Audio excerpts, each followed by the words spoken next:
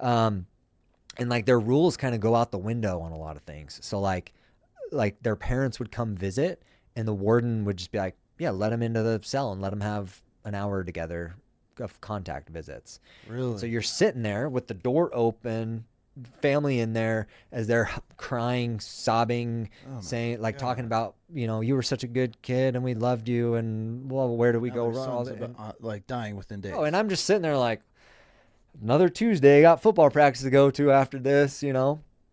And so as this is going on, they're now like rehearsing executions in the next room. So when the execution actually happens, dude, what's so crazy is there's doctors from the community that are assigned to this. Okay. They wear hoods. They don't bring IDs. They don't get their IDs checked. They come rolling up into the rear salad, like into the rear gates in a van. You're not allowed to see who they are. You're not allowed to check IDs. You're not allowed to do any of that. You just let them in. They roll into the back. They jump out, full hooded, like robes, everything. So you can't see their shoes. You don't know if they're men or women or anything. Go in. They train with the equipment. They place, the IVs. They do the whole thing. We used lethal injection, and it was like a 3-drug cocktail, right? Like the first one would like numb you. The second one would put you to sleep, and the third one would stop your heart. And so they're doing the whole thing, and all this is going on in the next room while I'm just sitting there with the dude like, this is gonna be you in a couple days, you know? This is wild. It's so crazy. And so then when they actually do the execution, they have like the victims' families sitting behind one wall and the inmates' families sitting behind another wall. So they're separate.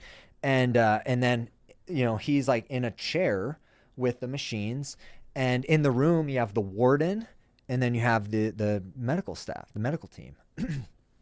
There's a false wall behind it with the wheat team, right? The warden's extraction and execution team. There's a false wall here. And so if at any time the inmate like slips a restraint, spits out a handcuff key, any crazy thing that could go wrong, they crash through the wall and secure him. Okay.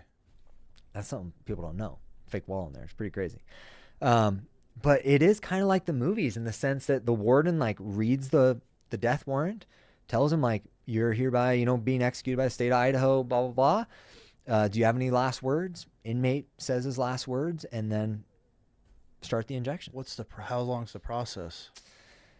I don't actually know. So on the first one, I had a really cool job on the first one. The first one, I manned this red phone, right? The only person at that point that can stay the execution is the governor, I think the attorney general, and like the president of the United States.